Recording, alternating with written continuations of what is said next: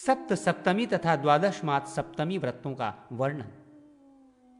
शतानीक ने कहा, मुने, भगवान भास्कर को अति प्रिय जिन अर्क संपुष्टिका आदि 7 सप्तमी व्रतों की आपने पूर्व में चर्चा की है, उन्हें बतलाने की कृपा करें।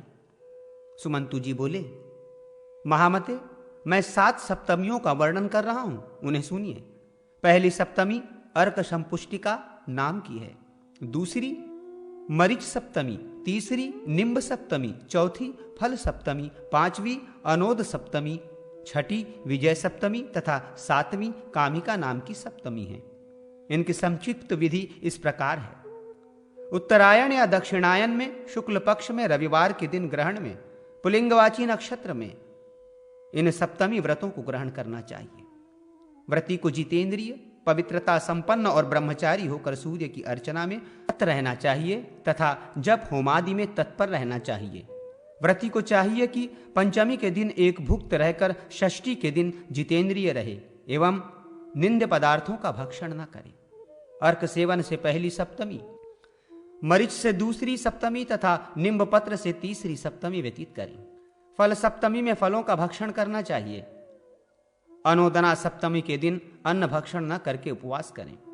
विजय सप्तमी के दिन वायु भक्षण कर उपवास करें। कामिका सप्तमी को भी हविष्य भोजन कर यथाविधि संपन्न करना चाहिए। जो मनुष्य भक्ति पूर्वक इन सप्तमी व्रतों को करता है वो सूर्यलोक को प्राप्त कर लेता है।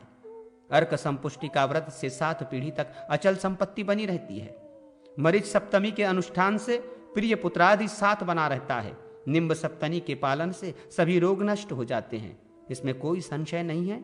और फल सप्तमी व्रत के करने से व्रती अनेक पुत्र पौत्रादि से युक्त हो जाता है।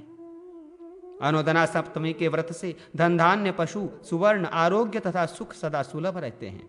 विजय सप्तमी का व्रत करने से शत्रुगण नष्ट हो जाते हैं। कामिका सप्तमी का विधिवत अनुष्ठान करने से पुत्र की प्राप्ति होती है। अर्थ की कामना करने वाला अर्थ, विद्या प्राप्ति की कामना करने वाला विद्या और राज्य की कामना करने वाला राज्य प्राप्त करता है। पुरुष हो या स्त्री इस व्रत को विधि पूर्वक संपन्न कर परम गति को प्राप्त कर लेते हैं। उनके लिए तीनों लोकों में कुछ भी दुर्लभ नहीं है। उनके कुल में न कोई अंधा होता है, न कुष्ठी, न नपुंसक और न कोई विकलांग तथा निर्धन। लोभवश, प्रमादवश या अज्ञानवश यदि व्रतभंग हो जाए तो 3 दिन तक भोजन न करें और मुंडन कराकर प्रायश्चित करें, पुनः व्रत के नियमों को ग्रहण करें।